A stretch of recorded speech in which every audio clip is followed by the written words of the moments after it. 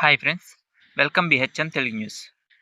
ఏపీలో పెన్షన్దారులకు Chandrababu new year gift. Andhra Pradesh రాష్ట్ర ప్రభుత్వం పెన్షన్దారులకు నూతన సంవత్సర కానుకను అందించేందుకు సిద్ధమైంది.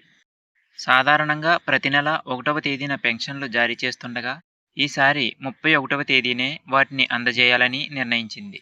కొత్త సంవత్సరం వేళ ప్రజలకు సంతోషాన్ని పంచాలనే ఉద్దేశంతో ఈ నిర్ణయం తీసుకున్నట్లు ప్రభుత్వం ప్రకటించింది.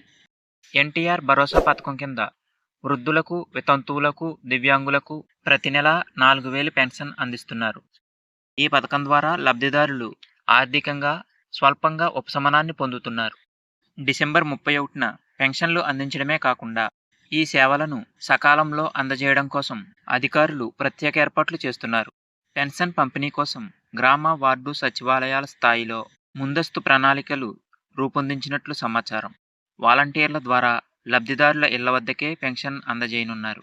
దీనివల్ల వృద్ధులు, దివ్యాంగులు కొత్త సంవత్సరం వేళ సంతోషంతో గడపనున్నారు. ఇక ఎన్నికల్లో చెప్పినట్లే కూటమి ప్రభుత్వం అధికారంలోకి రాగానే పెన్షన్లను పెంచడం జరిగింది. అలాగే సంక్షేమ పథకాలకు పెద్దపీట వేస్తూ ప్రజల నమ్మకాన్ని నిలుపుకుంటూ వెళ్తున్నారు. వీడియో నచ్చితే లైక్ చేయండి. మరిన్ని వీడియోల కోసం మన ఛానల్ని సబ్స్క్రైబ్ చేసుకుని పక్కనే ఉన్న బెల్ ఐకాన్లో ఆల్ని యాక్టివేట్ చేయండి. Thanks for watching.